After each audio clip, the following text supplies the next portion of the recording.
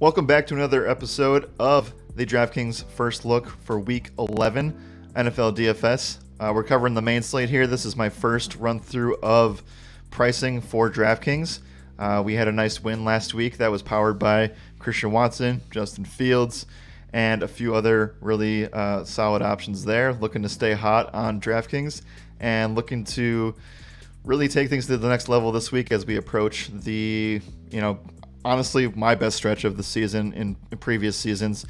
Usually, things kind of start out a little bit slow when it comes to just NFL content in general for the team. And, you kind of like click in and start to find trends and things that you really can go off of as you approach Thanksgiving. That has not been the case this season. We've come out hot off the gate and just crushing on every single platform, every single slate until now. So I'm really excited to see what the rest of the second half of the season is going to bring.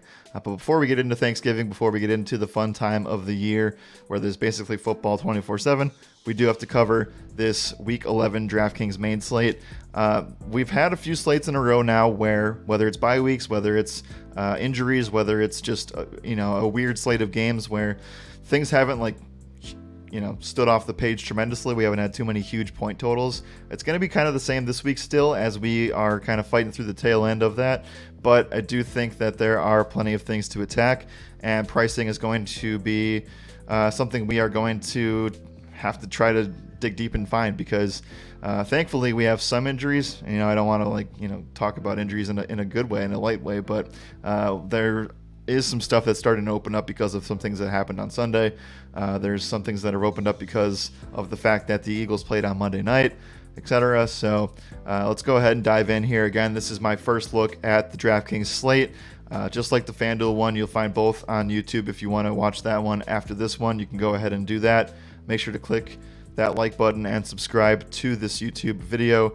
And if you want to watch us on Twitch, we also stream these every single Tuesday and Wednesday specifically for the DraftKings First Look. So without further ado, let's go ahead and chat. Feel free to chime in here. We're going to be building an actual 5-6 player build that we can start our builds with this week for cash. It might be a little bit more of a hybrid thing because right now it's obviously Wednesday morning, Wednesday afternoon, and there's going to be so many things that change over the course of the week. So help me out here. If there's any news, if there's any players you want me to talk about, feel free to post them in the chat. Let's go ahead and start off with our QB position. Josh Allen, 8,500. Lamar Jackson, 8,400. Hurts, 82. And Fields, 76 to round things off at the top end. Then we have the middle range here of that really nice Dallas-Minnesota game, and then some streamer options. But I want to talk about Justin Fields here because now RotoRadar members have played him, 2 weeks in a row, and looking to, of course I click on the wrong guy. Justin Fields, 7,600, was 5,300 just 2 weeks ago. Now he's fully up to a $7,600 price tag, and there still feels like room to grow in this category, right?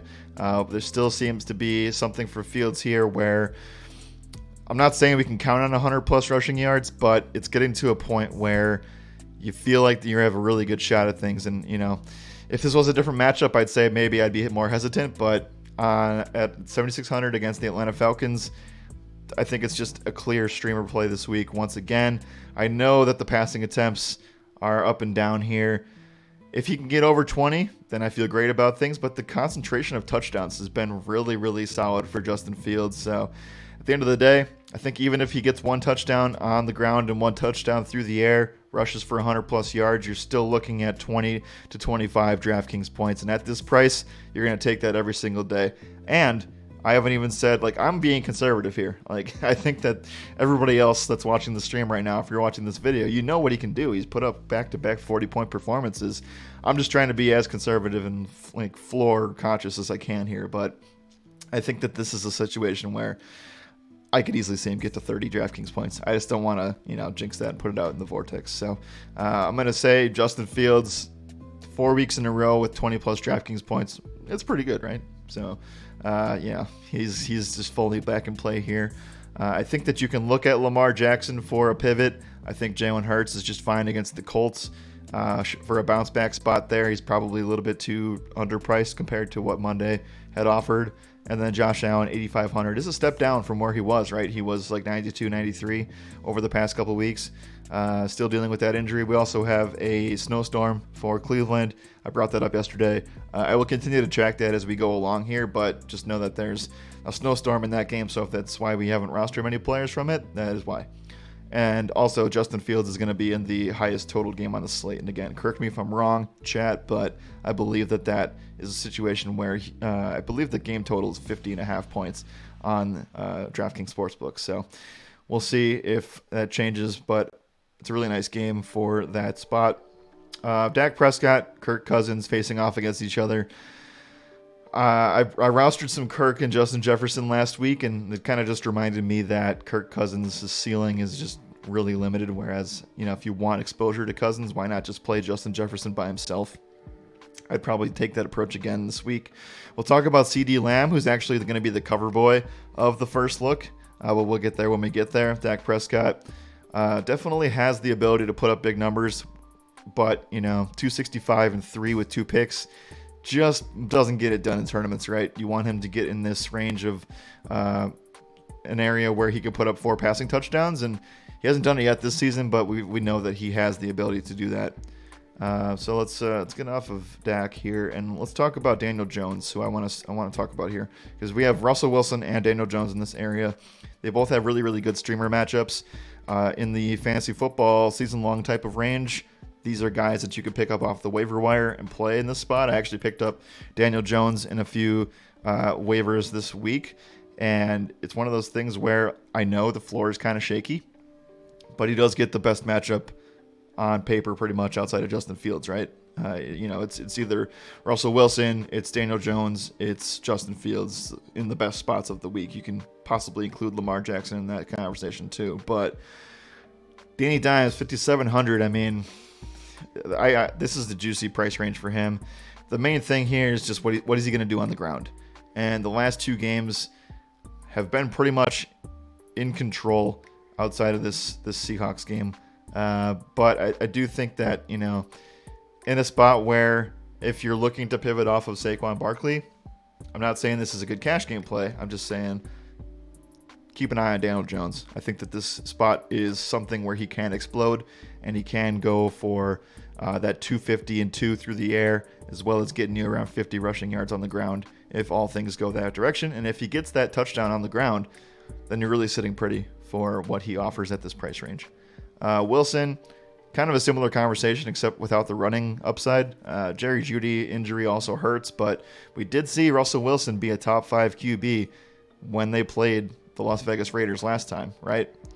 And I'm not expecting like this kind of efficiency from him, although it was one of the best efficiency games that he's had. He also rushed for a touchdown in that game. So he kind of fell into pretty solid variance. But I think that there's, in a spot where, you have Danny Dimes, you have Justin Fields, you have so many running quarterbacks, you probably don't need to go to Russell Wilson at all, but in tournaments, if you guys really want to go there, I think that the volume in the passing game without Jerry Jeudy can certainly be viable in terms of finding clear guys that will have targets in that spot. So right now we're going to go with Justin Fields, but I do want to just mention the bottom QB range. I don't think I want anything necessarily below Daniel Jones. But just keep an eye out for a few things. There's some gross plays down here, but around injuries, we may get some streamer spots. I'd want to see who starts for Carolina. I've heard a couple things, right? Sam Darnold is eligible to play. He's off the IR now, I believe. And if he's not yet, he should be activated this week. Something tells me that while I know Baker Mayfield had come in the other week when PJ Walker was so bad and lit it up and it did very well, I think that Carolina wants to try looking at the future here, and they've also mentioned that they're willing to play Sam Darnold in a few of these games. So you get Sam against a Baltimore secondary that has been suspect pretty much all year. Should be a back and forth type of affair, and people like to count out Carolina any chance they get. Not saying I'd do that this week, but at 5K, I don't think you could do much worse, honestly. And I guess the only other one, which again is not something I would do, would be like maybe Matt Ryan against Philly's defense that has had some secondary injuries. Davis Mills, I think the Davis Mills experiment is over, unfortunately. I actually like Washington's defense here, so we'll talk about that soon. But it gets pretty gross down here, so I wouldn't go dumpster diving in this range. Anyway, though, it's Justin Fields or bust for me as far as this first look goes. Let's dive into the running back position next and continue to chug along here. Saquon Barkley at the top, 8,900. Nick Chubb, 82. Cook, 8K. The running back pool on FanDuel yesterday was a lot similar in the top range, right? We had Saquon all by himself, and you pretty much get that here this week. And, a lot of people will not look to Nick Chubb or Dalvin Cook or even Jonathan Taylor in this range because either there's something wrong with every one of them, right? Chubb's got the snow game, which actually could benefit him, but it's against Buffalo's defense. We have Dalvin Cook, who, outside of the big run he had last weekend, just isn't seeming to put it together in terms of having a full fantasy game that we want to roster him in, right? Like, we rostered him against Detroit earlier on this year, but he was dealing with that shoulder injury, and so, there's just not, and maybe, one time he was priced in a spot where we really liked him, but he hasn't really been fantasy viable that much this year. Jonathan Taylor had an awesome game last week, capitalized by that 60-plus yard touchdown run that he had. I'm not going to go back to the well on that this week, and his price has caught up with him already. Alvin Kamara is a tough one because, I think that the volume is there. Let's go take a look here. I'm going to get flashbacks of rostering him last weekend, like so many did. The running attempts, guys, are just not here. They're just not. And the passing game work, which is where he thrives and which is where you see where the consistency of the 18, 17, I know the 40 still lingers there, but the passing game is not there for Alvin Kamara. For whatever reason, they're just not going to that this week and in previous weeks. And I know that they were down in this game against Pittsburgh. Well, why not feature your best pass catcher, right? That's something that I'm not going to understand. And as of right now, Kamara's floor is too low for this spot against the Rams.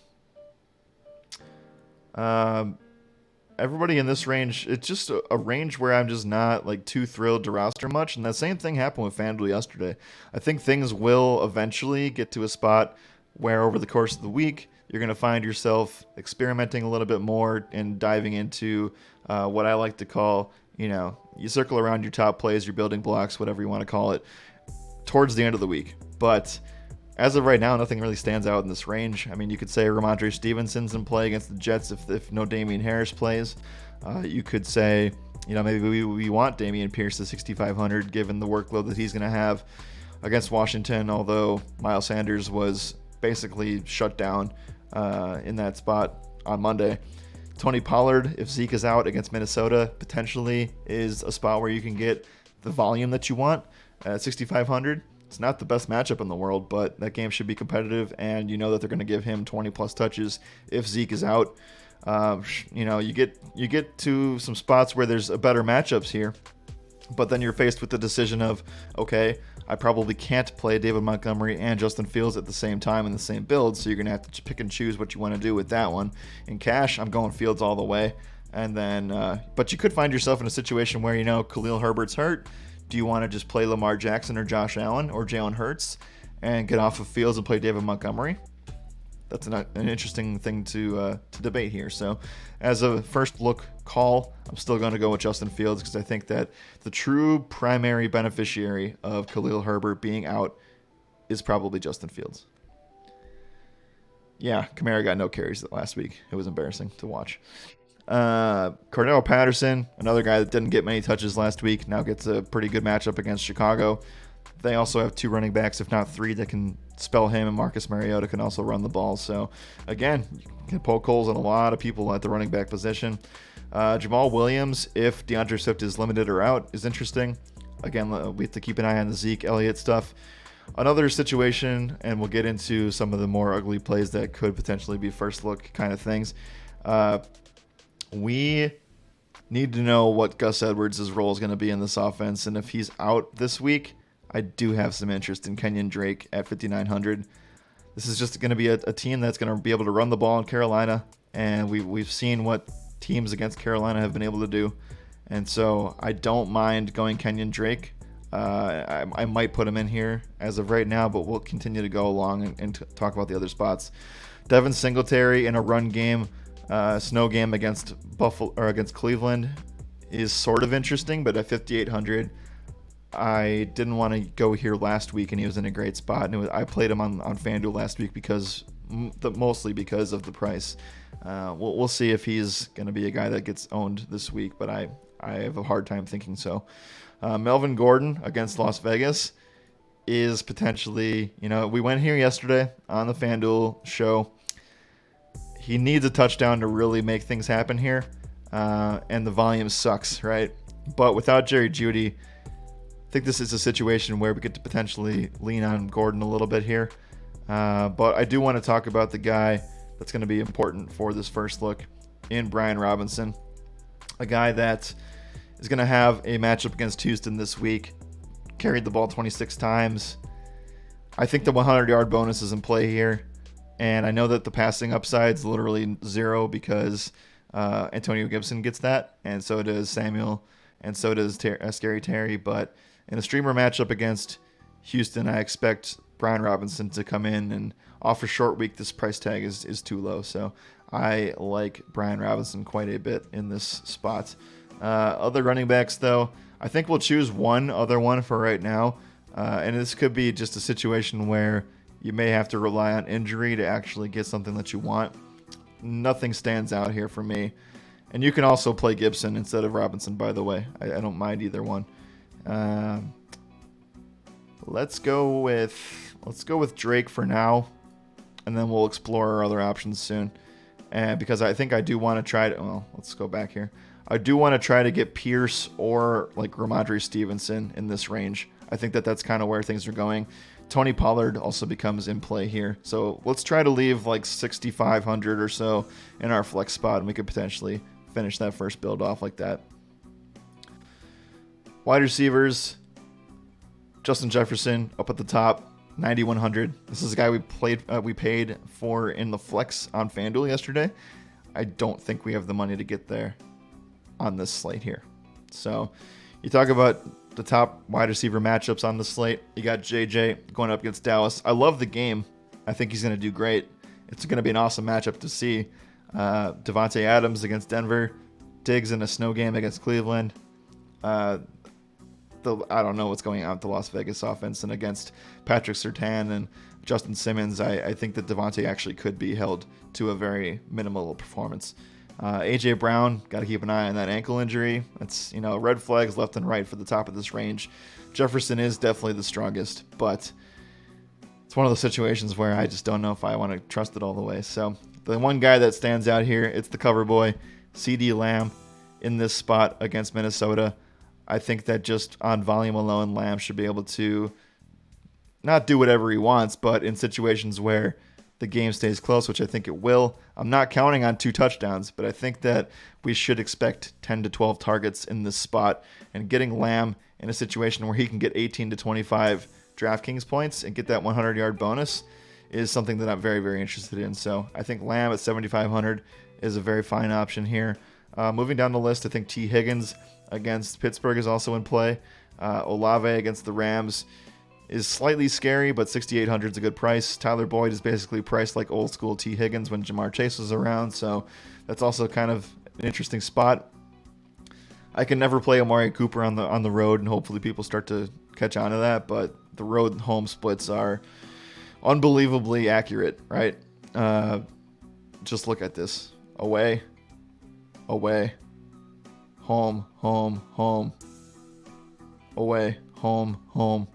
Like it's incredibly consistent. So no Amari Cooper for me.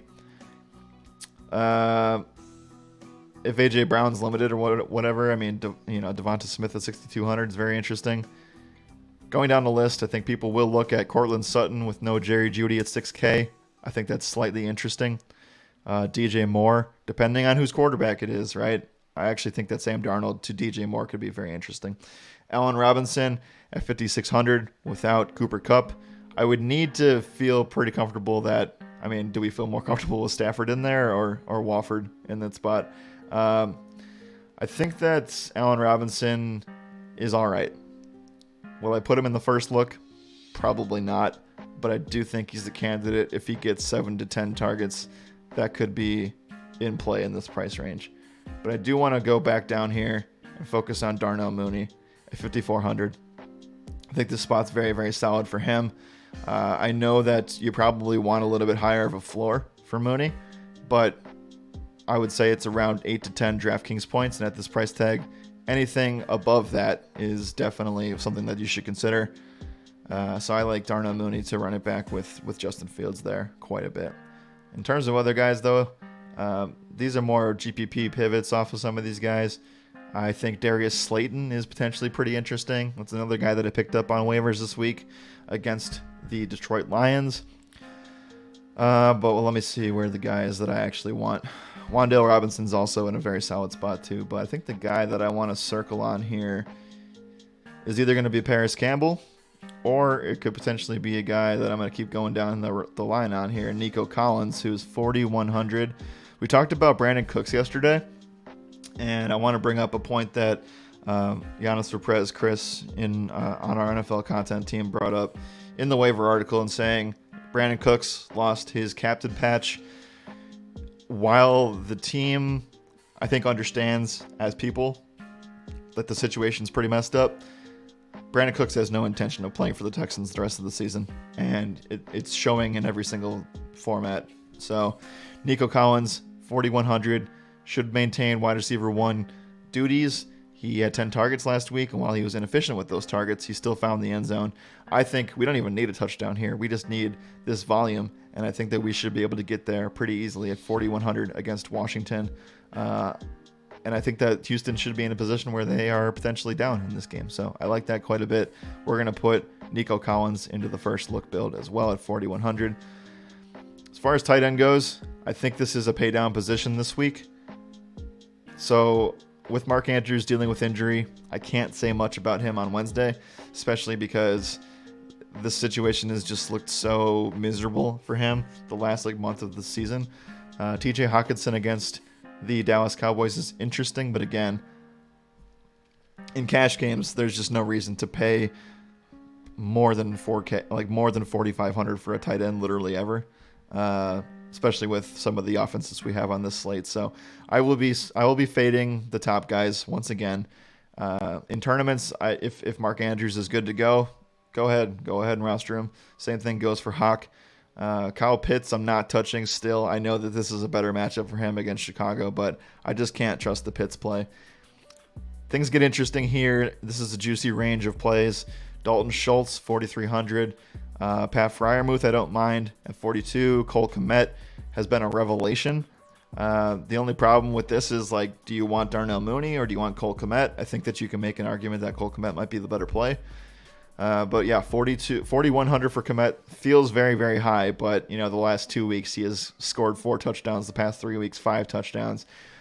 This volume seems a little bit trappy, I think. But against Atlanta, I think he could potentially do it for one more week. Remember, he did get a 50-yard touchdown. Not saying it's going to happen again, or not saying it's something we could be focused on. But I do think that Cole Kmet was a little bit on the luckier side of things the last couple of weeks. So I believe that he'll still get you around 9 to 12 DraftKings points. And if there's an upside for 15 plus, then that's something we can definitely do. Other tight end options, Tyler Higbee with no Cooper Kupp is interesting. I think Higbee is on the way up if we get Matthew Stafford back. This is pretty good volume for no Cooper Kupp, guys. Very, very solid for Tyler Higbee, 4K. On FanDuel, I believe that the price is just out of consideration, but on DraftKings at 4,000, I think there's not many guys that you can go to and feel better about that. Greg Dulcich let everybody down last week. Foster Moreau was a guy people clicked on. We ended up fading him, but it still worked out for us anyway. I think both of these guys are in play here in the same game. I would not stack them in the same game like people did last week. The other guy that I want to talk about is a guy that we have to click to find his name at, because I think a lot of people will talk about this guy, Jack Stoll. Going to be a guy for the Eagles that's going to be presented with some options, but I think the guy that I actually just want to pose the question to right now, neither of them are going to make this first look, but I want to bring up Tyree Jackson, who, if for those of you who have played preseason DFS with us in the past, we need to take a look at this guy because he's a converted QB, plays tight end for the Philadelphia Eagles. He is a specimen. And he's going to be a guy that, he tore his ACL in the final regular season game last year. He's coming back into play this week. I believe he's going to be activated because of Dallas Goedert's injury. And now we could potentially find a situation where maybe it's Grant Calcaterra, maybe it's Jack Stoll, but don't forget about this guy, Tyree Jackson. Out of the three guys, out of any of the Eagles pass catchers here, this is the guy that's the most athletic. So I'm just saying. So keep an eye on him. I'm not going to say I'm all in right now on it, but I think this is a situation where you could potentially look for Tyree Jackson. But right now, we are going to go ahead and roster Tyler Higbee for this first look, as I like the volume for his price compared to the rest of the field. All right, let's go ahead and cover defense here, and then maybe we can circle back on a flex play. Let's talk about, again, you're not in cash games. It's really, really hard to pay anything above like 3K, but I do like the Eagles. I do like what the Patriots bring to the table. I don't mind the Ravens as well. I think the Bengals are an interesting option, but then let's get into the actual cash plays because we've had some layups in the past here, and I think that we could get some layups again this week. The first thing that stands out is probably going to be Pittsburgh's defense at 2,300. They get TJ Watt back. I believe this is a situation where Joe Burrow going into Pittsburgh, not the best spot for him. Down Jamar Chase. There are ways that Pittsburgh could be a really, really solid defensive play this week. But I think the one that I want to focus on is probably going to be the Commanders. And I know I said 3,100, but I think this is a situation where most of the plays of defense are going to circle around this range this week, whether it be the Commanders at 3,100 against Houston, the Saints against the Rams is one of the best matchups on paper. On the other side, the Rams against the New Orleans Saints is actually pretty good as well. Raiders against Denver, it would be like my last option, but it definitely is.